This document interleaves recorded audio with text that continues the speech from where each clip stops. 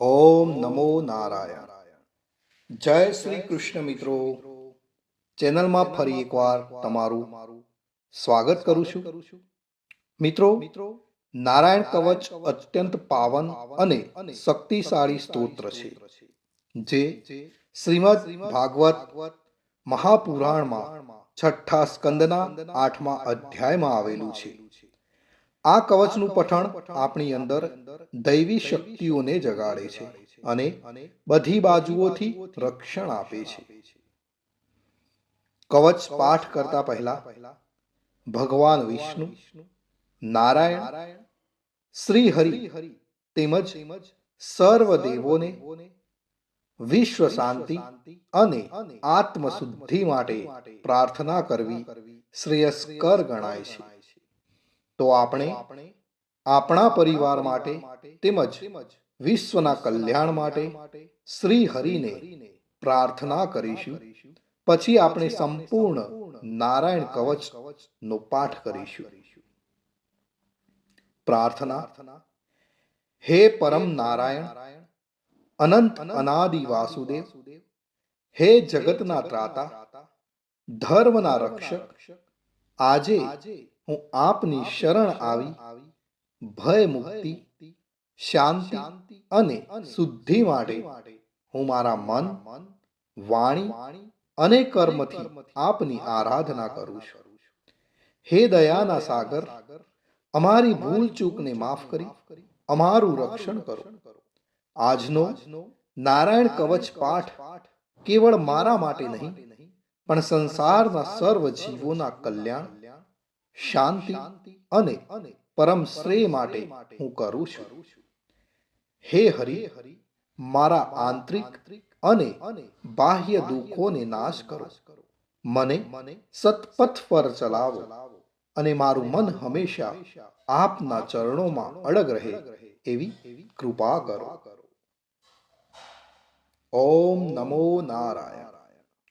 તો મિત્રો, આપણે નારાયણ કવચનો આ પાઠ સંપૂર્ણ સાંભળીશું, તો જ એમાં કહેવામાં આવેલું ફળ કથન આપણે પ્રાપ્ત કરી શકીશું. તો ભક્તો, આપણે નારાયણ કવચ સાંભળતા પહેલા કોમેન્ટની અંદર જય શ્રી કૃષ્ણ લખીશું અને ત્યાર પછી આપણે સંપૂર્ણ નારાયણ કવચ સાંભળીશું. અને સાંભળ્યા પછી પણ આપણા જે પણ મિત્રો હોય એમને પણ જરૂરથી શેર કરીશું. તો ચાલો શરૂ કરીએ છીએ નારાયણ કવચ.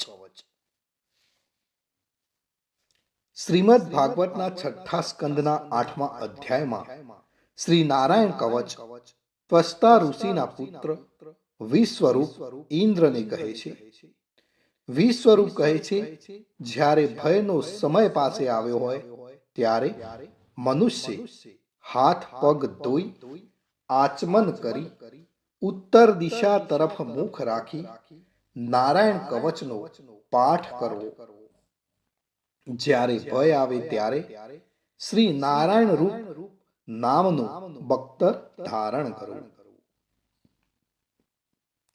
નારાયણ કવચ નો પાઠ આ રીતે છે. ગરુડની પીઠ પર ચરણ કમર ધારણ કરનારા, 8 સિદ્ધિઓ વાળા, 8 બાહુઓ વાળા અને તે 8 બાહુઓ વિશે શંખ, ચક્ર, ઢાલ, ગદા, બાણ, ધનુષ તથા પાસને ધારણ કરનારા શ્રી હરિ મારી સર્વ પ્રકારે રક્ષા કરો. જળમાં મત્સ્ય અવતારધારી ભગવાન જલતંતુઓથી તથા વરુણના પાસથી મારી રક્ષા કરો. માયાથી બટુક બનેલા વામનજી સ્થળમાં મારી રક્ષા કરો. શ્રી વિશ્વરૂપ ત્રિવિક્રમ ભગવાન આકાશમાં મારી રક્ષા કરો. જેના અઠાસ્યથી દિશાઓ ગાજી ઉઠી હતી અને ગર્ભિણીઓના ગર્ભ પડી ગયા હતા, તેવા નૃસિંહ ભગવાન દુર્ગ, વન અને યુદ્ધ ભૂમિમાં મારી રક્ષા કરો. પોતાની દાઢથી પાતાળમાંથી પૃથ્વીનો ઉદ્ધાર કરનાર ભગવાન યજ્ઞ મૂર્તિ વરાહ માર્ગમાં મારી રક્ષા કરો. પરશુરામ ભગવાન પર્વતોના શિખરોમાં મારી રક્ષા કરો અને ભરતના મોટા ભાઈ રામ તથા લક્ષ્મણ પ્રવાસમાં અમારી રક્ષા કરો.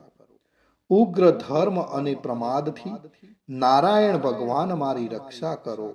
નિંદાથી નર ભગવાન ને યોગ ભ્રષ્ટ થતા યોગેશ્વર દત્તાત્રેય ભગવાન મારી રક્ષા કરો.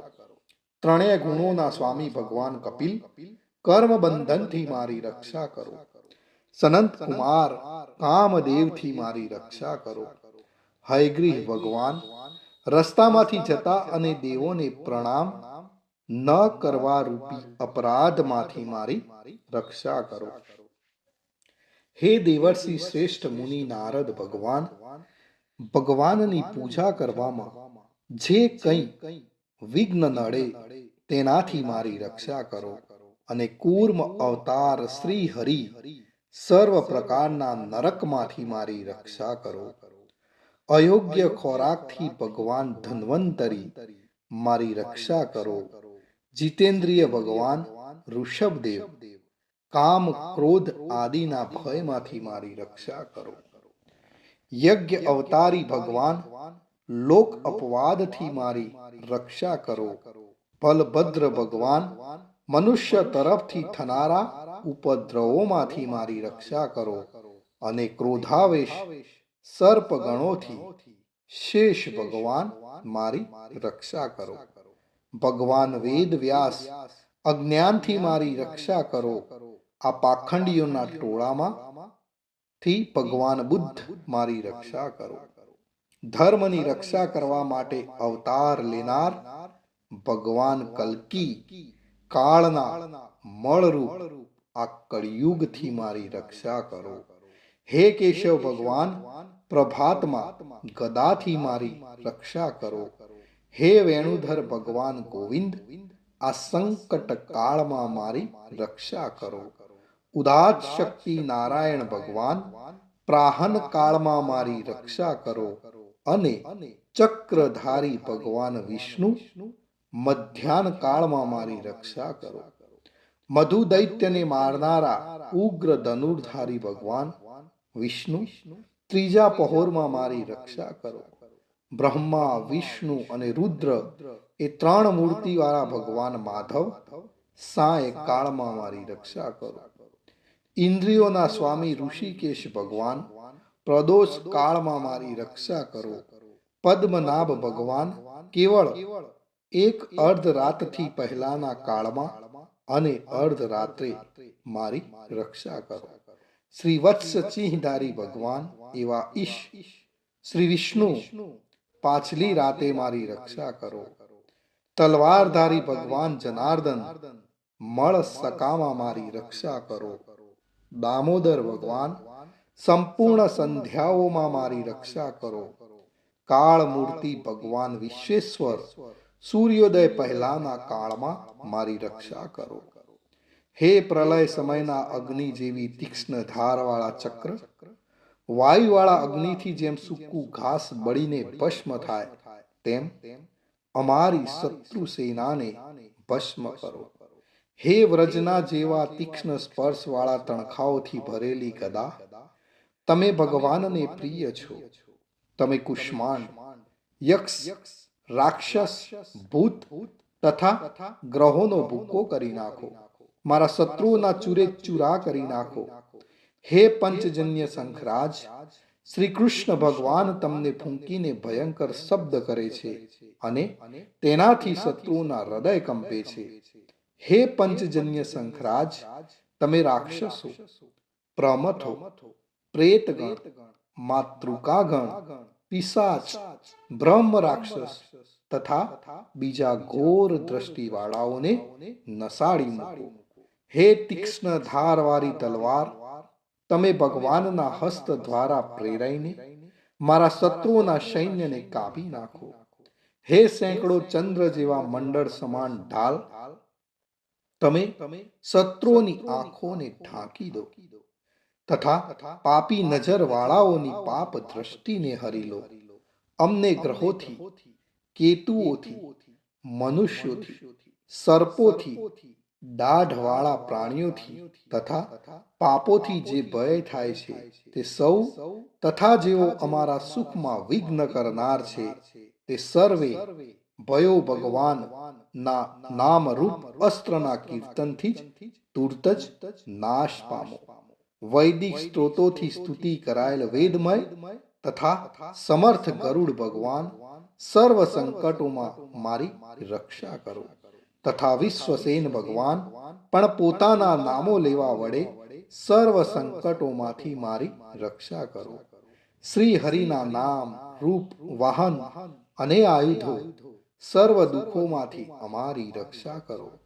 ભગવાનના મુખ્ય પાર્ષદો અમારી બુદ્ધિ ઇન્દ્રિય મન તથા પ્રાણની રક્ષા કરો. આ સાકાર નિરાકાર જે કઈ જગત છે સર્વ ભગવાનનું જ સ્વરૂપ છે. આ સત્યથી મારા સર્વ ઉપદ્રવો નાશ પામો. અભેદ દ્રષ્ટિવાળા મનુષ્યોને ભગવાન પોતે ભેદ રહિત જોવામાં આવે છે તો પણ તે પોતાની માયાથી આભૂષણો આયુધો તથા ચિહ્ન નામની શક્તિઓને ધારણ કરે છે. તે સત્ય પ્રમાણ વડે જ સર્વજ્ઞ તથા સર્વવ્યાપક ભગવાન શ્રી હરિ સર્વ પ્રકારના રૂપો વડે સર્વદા અમારી રક્ષા કરો. શ્રી નૃસિંહ નામના ઉચ્ચારણથી જળ વાયુ અગ્નિ આદિનો પ્રભાવ પોતાના તેજથી દૂર કર્યો છે એવા લોકના ભયને દૂર કરનાર ભગવાન નૃસિંહ સર્વત્ર ચારો તરફ મારી રક્ષા કરો. નારાયણ કવચનું ફળ કથન. વિશ્વરૂપ કહે છે, હે ઇન્દ્ર, આ નારાયણ કવચ તમારી આગળ કહ્યું જે ધારણ કરવાથી તમે શ્રમ વિના અસુરોના અધિપતિઓને જીતશો. આ નારાયણ કવચને ધારણ કરનારો મનુષ્ય નેત્રથી જેના તરફ જુએ અથવા તો પગ વડે જેને જેને અડકે તે તુરત જ બધા જ ભયમાંથી છૂટે છે. આ કવચ ભણનાર પુરુષને કોઈ દિવસ રાજાઓ તરફથી, ચોર તરફથી, ગ્રહો થકી, વ્યાઘ્ર આદિ તરફથી તથા બીજા કોઈ તરફથી કોઈ પણ પ્રકારનો ભય રહેતો નથી. તો ભક્તો, આ હતું આપણું રક્ષા કરનારું નારાયણ કવચ.